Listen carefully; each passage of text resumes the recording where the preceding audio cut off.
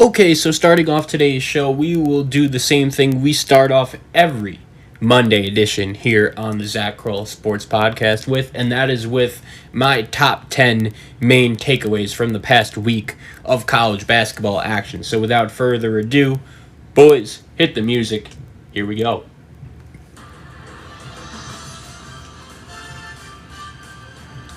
Takeaway number one.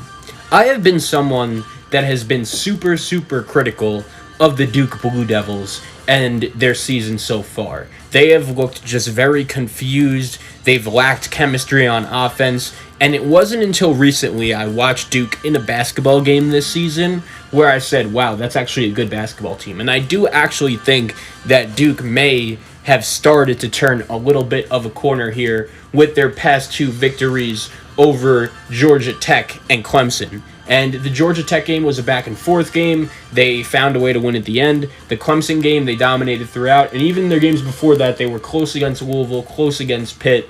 And I do think Duke may be starting to turn a corner. Now, they're on the road at Miami tonight. If they lose tonight, I think that corner has officially been canceled because you can't lose to Miami. They just lost to Wake Forest. This is a game that Duke, I think, is really going to have to win tonight. And if they do, the game on Saturday between Duke and North Carolina does all of a sudden look a little bit more appealing. I understand that it's North Carolina and it's Duke, and no matter when they play, what the given circumstances are, that game is going to be great. But at the same time, I'm telling you, I do think Duke is a team to watch out for. Jalen Johnson and Matthew Hurt are actually playing like one of the better 1-2 punches in college basketball right now. Matthew Hurt is also, I think, one of the more improved players in the country that I've seen so far this season. So watch out for Duke. They're starting to look a little bit better.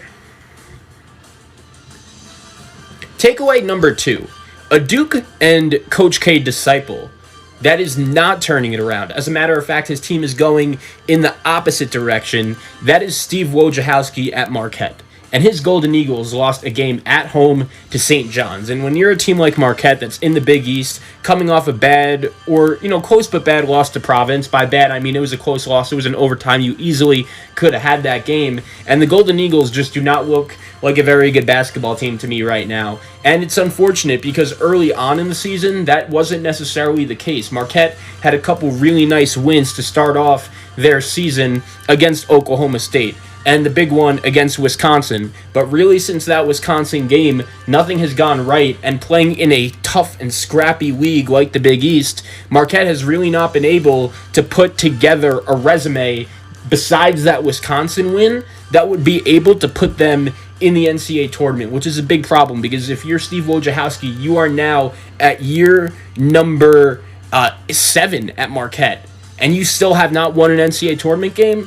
That's a little bit of a problem. I don't know how many coaches necessarily survive their whole tenure at a certain school without winning a tournament game. Now, I understand last year could have been the senior year of Marcus Howard, and maybe if the tournament does happen, Wojo does end up winning a game, but still, he couldn't win one tournament game with 3 years of Marcus Howard. What is he going to be able to do without Marcus Howard? That was one of the big questions that a lot of us had about this Marquette Golden Eagle team going into this season, and so far they really just have not been able to get the job done besides that one game against Wisconsin and losing against St. John's at home. This is a game where if you're Marquette, every win and every loss is either going to inch you closer or further away from tournament contention. I think if you're the Golden Eagles, you needed to find a better way to get the job done.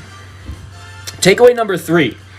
I'll shift the positive-negative vibes here once again, and I wanted to give a shout-out to my guy, Chris Beard, at Texas Tech. And we speak about it even on this show a lot, about the job that Chris Beard has really been able to do since he's gotten to Lubbock as the head coach of Texas Tech. We all know the backstory. Texas Tech had literally no basketball history in existence before Chris Beard got here, and all of a sudden he takes them to a Final Four. He leads them to the first Elite Eight in school history, and he has really done a nice job establishing the culture there. Oh yeah, Texas Tech on the court is actually starting to play some really good basketball here in 2020, 2021. And I'll admit, I was as skeptical as anyone about the whole Mac McClung vision that Chris Beard had. I did think that as talented as the Texas Tech players were, I wasn't necessarily sure if Mac McClung should be the guy to just come in here and just get all the shots and automatically become the star player.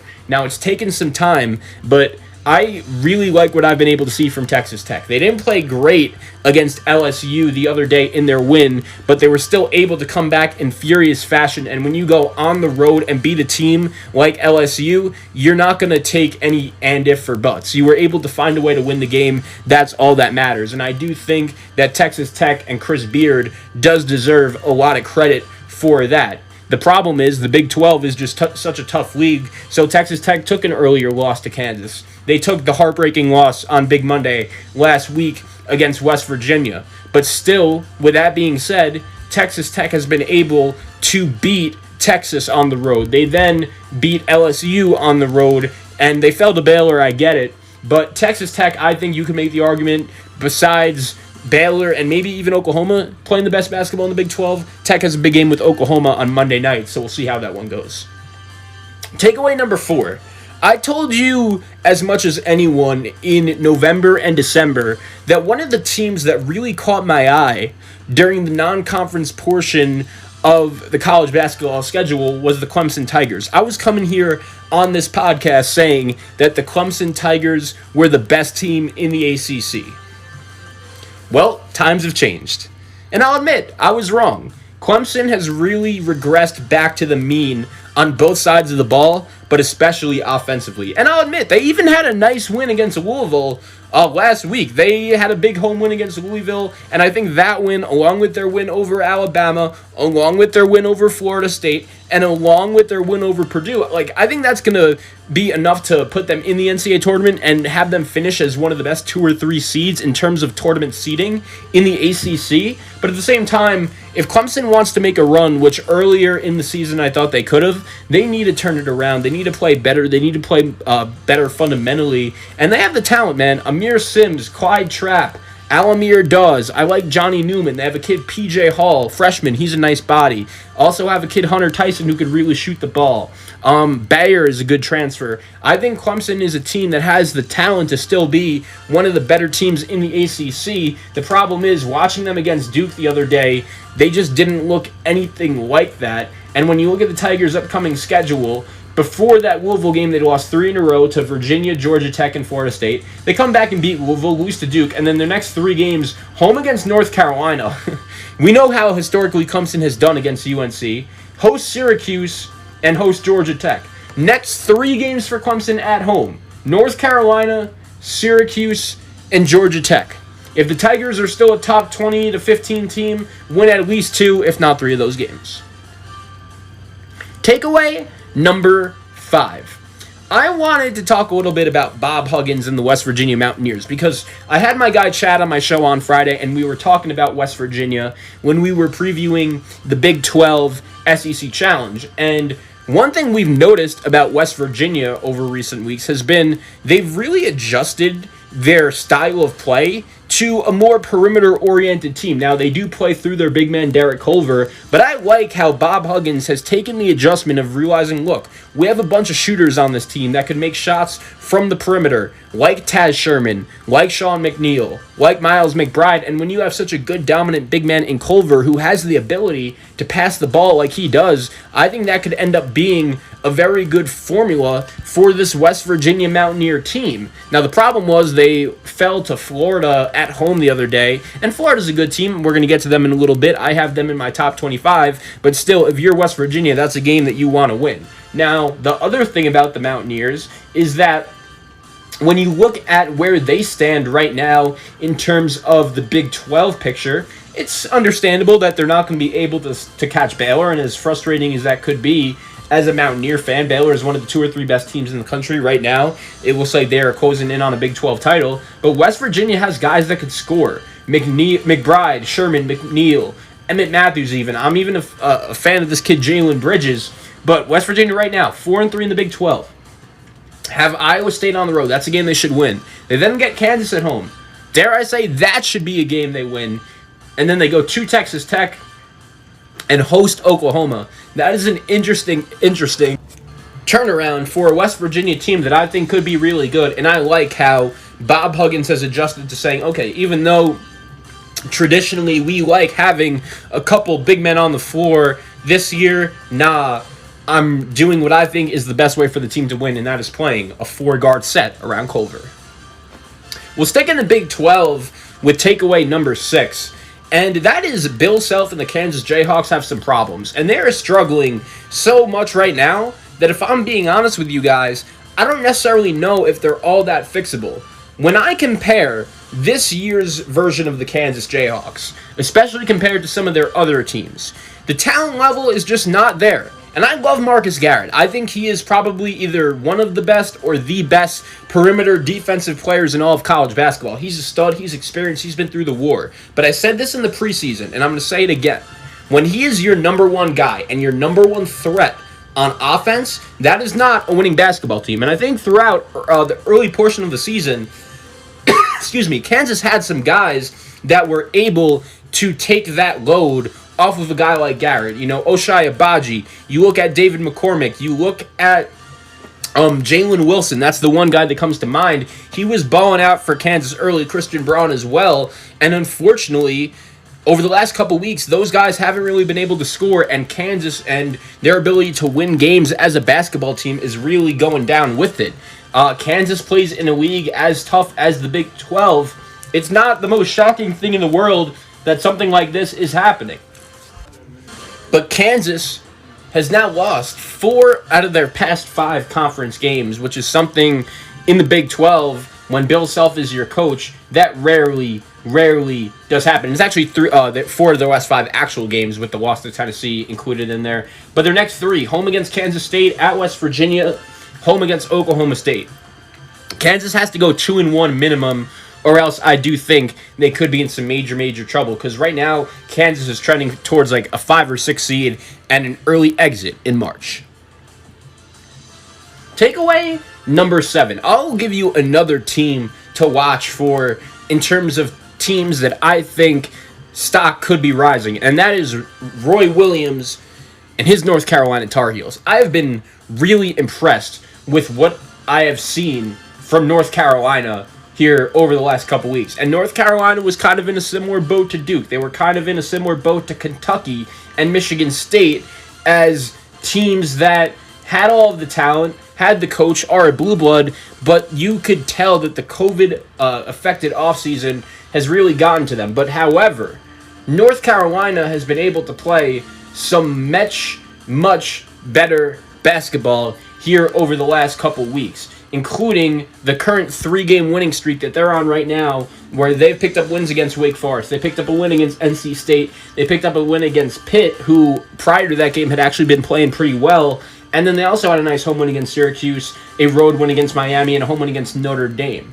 Right now, I'm not necessarily sure if the Tar Heels' resume is going to be good enough to get them into the NCAA tournament, but they're going to have plenty of opportunities. The next 4 games, at Clemson, at Duke, home Miami, at Virginia. Those are 4 huge games. And I want to see if North Carolina is going to be able to take advantage, because North Carolina right now, I cannot tell you 100% confidently that they're going to be in the tournament, but every win helps. And if you could beat a Duke on the road, which will count as a Q1, same with Clemson, same with Virginia, those are all going to be big games for you. And the ACC, it's still pretty wide open. I do like the way that North Carolina's guard play has improved since the season has gone on. It finally looks like Caleb Love and Roy Williams are finally on that same page. You would have expected that to happen with the freshman point guard. Love averaged 10.4 and 3.3 assists his last couple games. He's still only shooting 22% from 3. You're going to want those numbers to get better. But I'm keeping my eye on the North Carolina Tar Heels. I think they're a team that is really starting to get better and better as we get deeper into the season. A team that hasn't been getting better since the season has gone on, and this is a team we usually do a segment about every week, but I'll only give you one takeaway for them, and that is John Calipari and his Kentucky Wildcats, who right now are not playing good basketball. And it's unfortunate, because I told you leading up and really during that whole game against Alabama that I thought Kentucky actually looked okay in their win against LSU. They really ran them out of the gym. That game was never really in doubt. Against Georgia, Kentucky lost, yes, but they were the better team in that game. That would have been a game they should have really won, And BJ Boston, the way he'd been playing very good going into this game against Alabama, and I understand Alabama has been playing some of the best basketball in the country, but at the same time, it was a huge opportunity for Kentucky, playing against a short-handed team in Alabama, which would still be a really nice opportunity to get a big-time W to improve your resume. Like, if Kentucky wanted any chance to get to the tournament, this would have been the game to win, and unfortunately, they were not able to get the job done, and it's frustrating because they actually had a lead pretty late in this game. They had a 5-point lead with 3 minutes left and were not able to get the job done. As a matter of fact, Alabama really ran them out of the gym for the past couple minutes, and it's got to be frustrating because, once again, it's January, and at this point in the season, if you don't know what rotations you're going to be putting out there in crunch time, you don't know what player you're going to be giving the ball to in order to get the job done late, I just don't know where exactly you're going to be going. And I'm someone that picked Kentucky to win the national championship in the preseason. I'll admit that. But right now, they're just not a very good basketball team, and I don't think their problems are getting fixed at all. We'll stay in the SEC. One coach in the SEC that I wanted to give some credit to is Mike White and the Florida Gators. Mike White has actually won a couple basketball games so far this season that at separate times I was like, all right, excuse me, that could be his best win since Mike White took over as head coach at the University of Florida. We saw a couple weeks ago the Gators go up against the Tennessee Volunteers and not only beat them, but destroy them. The Gators were the tougher team. They were more ready to play. And to be honest, that game was not close. But then Florida goes into West Virginia, a West Virginia team that I just was spoken about a little bit earlier, and really was able to dominate. They did a nice job keeping it close. And then in the last 10 minutes, Colin Castleton, the impact that he's been able to make on not only the game, but really this whole Florida program has been super, super nice to see. And we all know the story of what happened with Keontae Johnson. I'll admit, when Keontae Johnson went down, I was like, shoot, this Florida team may not be good. But I'll give credit where credit is deserved, and that is to Mike White, the head coach of the University of Florida, because he's done a really nice job keeping the mentality with this program positive, and Florida has gone out there and really have secured another NCAA tournament bid. Hopefully Mike White will be able to get the job done in the postseason, but the Gators have actually been playing some really good basketball as of late, and when you look at what they have upcoming after this game against West Virginia, they have a nice little opportunity here. Home against South Carolina, at LSU, at Tennessee, home against A&M. If you could go 3-1, maybe 2-2 in that stretch, I think Mike White would be pretty solid with it. And right now, when you look at the SEC standings, you see Alabama. They're the top dog at 9-0, but Florida's 6-3, LSU 6-3, and Tennessee's 5-3. So Florida has a real legit shot to finish in second place in the SEC, which would be a nice accomplishment. And takeaway number 10, I wanted to give a shout out to my guy Ayo Dosunmu and the Illinois Fighting Illini, because I was impressed with what Illinois was able to do against Iowa at home on Friday night. And I totally understand. I have been someone that has been on this Illini bandwagon since the beginning of the season. It really pained me to take them out of the top 25 for a week when they were out here losing all of these games to Ohio State, to Maryland, and at home. Games that you shouldn't necessarily have expected Illinois to win. But it looks like after their win against Iowa, okay, the pieces are still there. I still think that Ayo Dosunmu and Kofi Cockburn are probably the best inside-outside duo in college basketball, and Kofi hasn't necessarily been as effective so far this year as he was last year, but he's just so physically imposing that you know, even if he's not putting up the same numbers, he always is going to find a way to impact the game. They have shooters in Adam Miller and Trent Frazier. Both those guys played pretty well against Iowa. They're both a little too inconsistent, but if Illinois wants to be a real championship contender, the road is there. They just need Trent Frazier to go out here and ball. And then also my guy Andres Curbelo. He is a guy that is going to have a very bright future at Illinois. It told me a lot about how Brad Underwood trusted him late in that game against Iowa. He did have a couple turnovers, but I think he'll learn that phase of the game as he gets older. He is a future Big Ten Player of the Year kind of guy, as he's done a really nice job representing Long Island. And Illinois has depth with Georgie in the mix as well. Iowa was missing C.J. Frederick. I think they're limited as a team. I think they are a top 10 team, but I do not see any way Iowa could necessarily win a national championship no matter how good Luka Garza is, because they still don't defend. And in this game against Illinois, the Illini were just more effective on both sides of the ball. They were better coached, and that's why they were able to get the job done.